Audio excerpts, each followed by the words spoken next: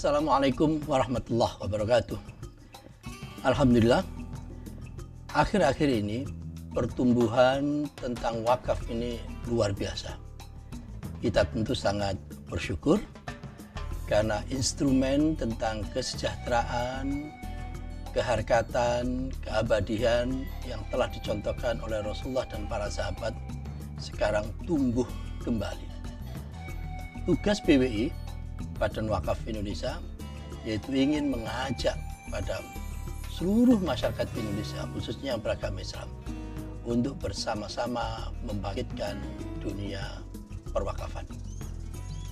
Derivasi tentang produk wakaf juga semakin ragam, mulai dari wakaf yang sifatnya konservatif, yaitu untuk masjid, untuk musola, untuk permakaman, dan seterusnya. Juga ada wakaf yang sifatnya menghasilkan atau wakaf produktif, meskipun sebenarnya seluruh wakaf itu harus produktif.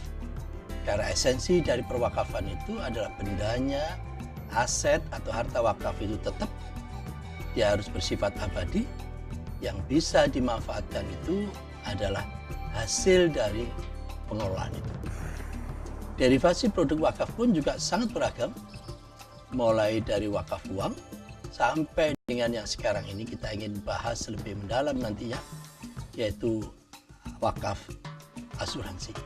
Tentu konteksnya adalah syariah. Dewan Syariah Nasional pun juga sudah memberikan pertimbangan fatwa bahwa wakaf di bidang asuransi ini boleh tidak melanggar peraturan dan perundangan. Oleh karena itu kami ingin mengajak pada seluruh masyarakat untuk berbondong-bondong berwakaf asuransi. Itu semua kita ingin melanjutkan apa yang telah dicontohkan oleh Rasulullah Muhammad SAW. Sukses selalu dunia perwakafan, termasuk wakaf asuransi syariah. Wassalamualaikum warahmatullahi wabarakatuh.